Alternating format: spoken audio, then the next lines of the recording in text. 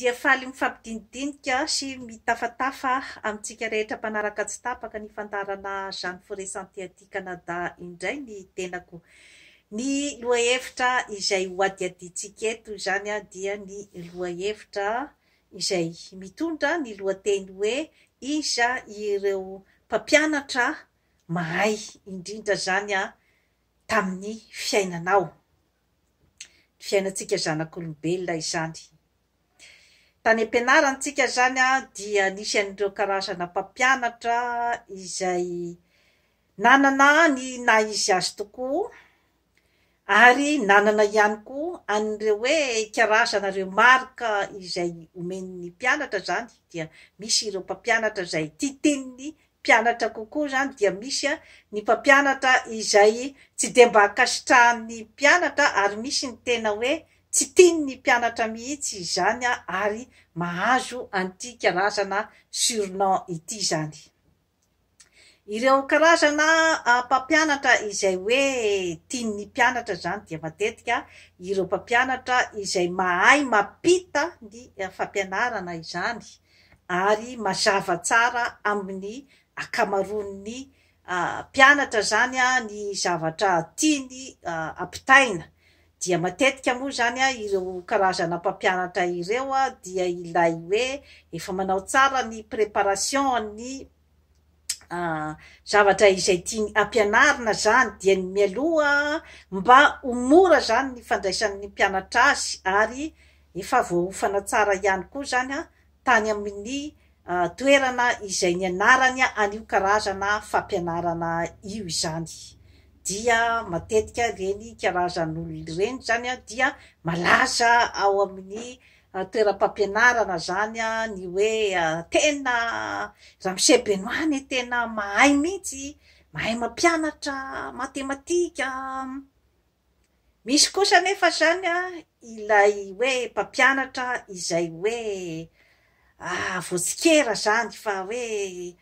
tsy de tena mazava loatra ny zavatra ampianariny. Masitsika konge iny mpampianatra iny, Madame Paquerety, Kirinaoty, tena hoe azo isaina amin'ny ratsan-tanana mihitsy zany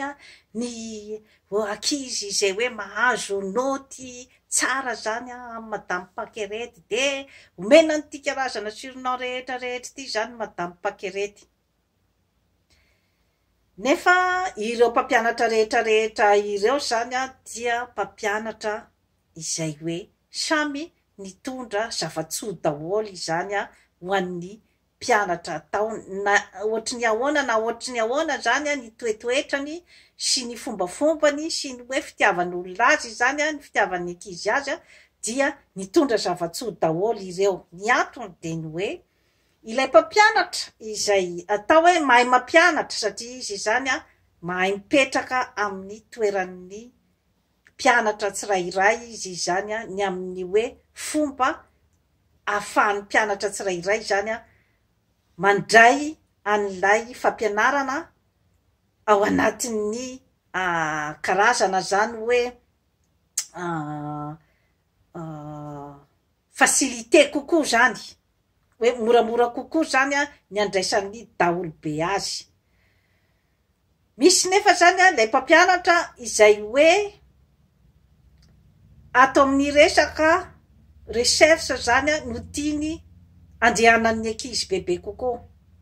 Izany hoe misy zany ireo hoe karazana mpampianatra ohatra indrindrandrindra mantsy zany ao amin'ny matematika izay malaza fa mpampianatra tsy mahay mampianatra, mpampianatra Kirinaoty, mpampianatra izay tsy mijery zany izy hoe azon'ny ankizy ve sa tsy azon'ny ankizy ny zavatra ampitainy. Ireo karazana mpampianatra ireo ndray zany dia ilay hoe tiany zany ianao anao recherche. Indrindrandrindra moa zany eo amin'ny matematika dia efa misy ihany koa ilay hoe karazan'olona zany izay hoe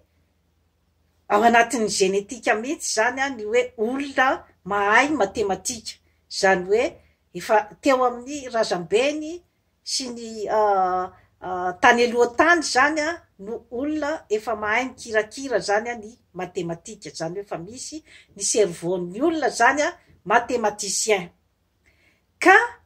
matetika ilay mpampianatra matematika izay voatsikera zany a fa tsy mahay mampita lesona dia ireo zany a ilay tena hoe vrai matematicien zany hoe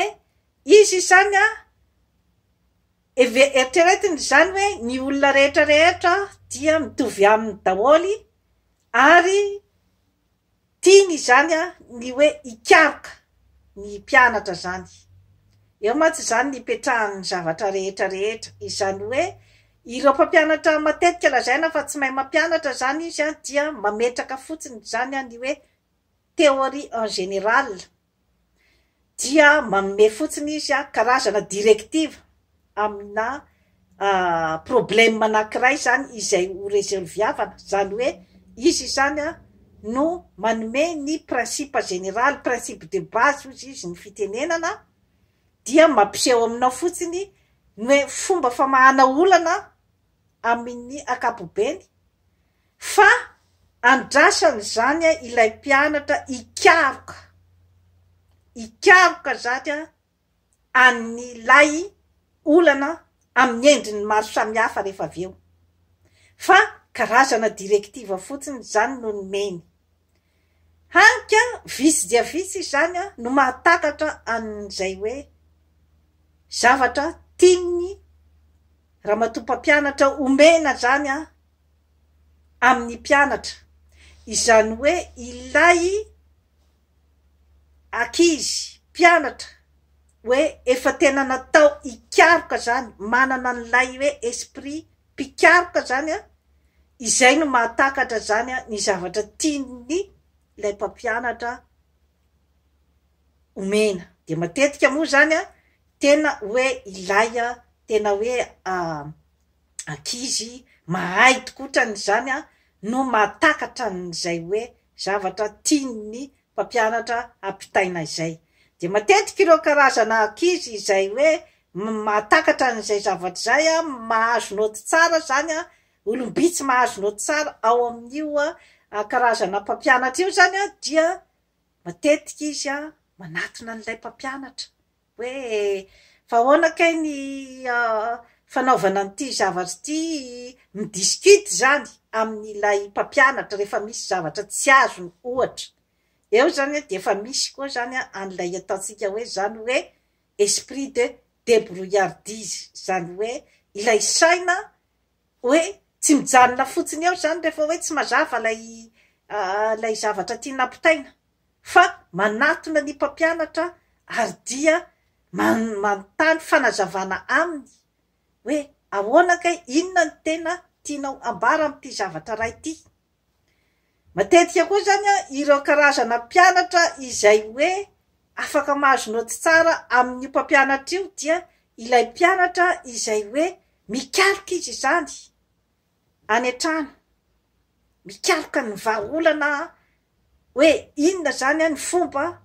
amahako n'ity olana ty zany hoe rehefa nomena ilay stratégie zany a de base ireo karazana mpianatra ireo zany a de ilay tsy hoe le mpanao tsy anjery maimbo fotsiny zany a fa mikaroka koa izy zany a any an-tranony zany kanefa raha ohatra moa hoe resaka taranja zay hoe ohatra ny meko zany hoe matematika dia efa misy ihany koa nefa zany a ny hoe zay hoe génétique na mathématicien zany ka etiko fotsiny mantsy zany a hoe amoazatsika zany a ny eritreritrytsika zany am'izay zavatra rehetrarehetra zay nefa ireo karazana ankizy vitsivitsy izay hoe mahazo noty tsara amin'ilay mpampianatra nefa zany a tsy zay nefa no andeha anaovana garantie zany a rehefa raty zay rehefa lehibe izy hoe ireo no tena ho tafita amin'ny fiainana zava misy amin'ny fiainana daholo zany zavatra rehetrarehetra izany mety misy ny tena tafita amin'ny zavatra ataony amin'ny fiainany nefa tsy migarantira zany zavatra zany hoe ireo no tafita indrindra zany a raha oharina amin'ny ankizy rehetra tao am-pianarana satria mety maro anisa zany ny tsy naharaka ny hoe inona marina moa zany no tena tian'ny mpampianatra alefa amin'ity karazan-javatra izay karazana lesona izay apetranyity. Ireo karazana mpianatra sasany zany izay hoe tena very tanteraka ny tabilony zany ao anatin'izay karazan-javatra zay ary mety tena hoe tsy tsara noty mihitsy zany ireo karazana mpianatra sisa ireo zany mety hoeritreretin'ny sarambabem-bahoaka fa ireo zany lay tsy ho tafita kanefa ny zava-misy de ny hoe mampanontany olona mampanontany tena olona fa to somary tsy de mba nahavovo loatra nge indra naman'iny kiotokely iny nge tsy de nahavovo loatra fa nahoana moa izy zany am'izao fotoana zao ny mpanefoefo tena misy zavatra tena tsy mazava ny nataony zay zany matetika ny fijerin'ny sarambabem-bahoaka kanefa eo ilay petrahan'ilay hoe samy manana ny karazana intelligence zany izay napetraky Janahary tamin'ny tsirairay zany ka izay karazana intelligence karazana talenta izay zany no hoe ao anatin'ny fotoana sarotra ko no mety atsapan'ny tsirairay hoe aiza marina zany talenta misy ahy satria raha ohatra ka ataotsika zany hoe tsy de naharaka loatra zany rakoto na rabe nandritry ny andro ny anarany eo izy zany no anontany-tena ary ireo karazana eseky izay nataony tamin'izy nianatra zany no afantarany hoe ngamba mety misy lalana hafa ngamba tokony andehanako eo mantsiny zany ny ipetrahan'ny ilay hoe fahaizany tsirairay zany mahita ny lalany ary ny hoe mikaroka ny mahaizy azy zava-dehibe zay zavatra zay satria mantsy izay zany no mbola tsy tena mipetrapetraka tsara zany amin'ny hoe système fampianarana sy ny hoe fanabeazan'olona zany ao amintsika ao Madagasikara satria izay karazana intelligence rehetra izay ao amin'ny olombelona tsirairay zany dia tokony hoain'ny mpanabe tokony hoainy izy tenany ihany koa tokony isy ihany koa ny mpanentana ny amin'ny hoe orientation an'ny tsirairay zany fa indrindrandrindra moa zany dia ny karazana intuition ao amin'ny tsirairay koa zany no afantarany hoe aiza zany ny lalana alehany zany ahitany ny fahombiazana kokoa zany amin'ny fiainana tsetsatsiaritra zany izay rehetra teneniko zay fa hoe aiza no misy ny mpampianatra mahomby indrindra zany tamin'ny fiainanao zay zany ao anatin'ny resaka fampianarana ny enseignement any ampianarana zay niteneniko teo zay fa aiza no misy ny mpampianatra tena mahomby indrindra amin'ny fiainan'ny olombelona iray tadidio fa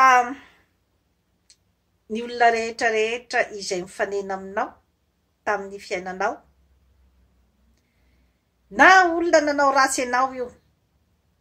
izay hoe nadratra ny fonao na ny olona nanao zavatra tsara taminao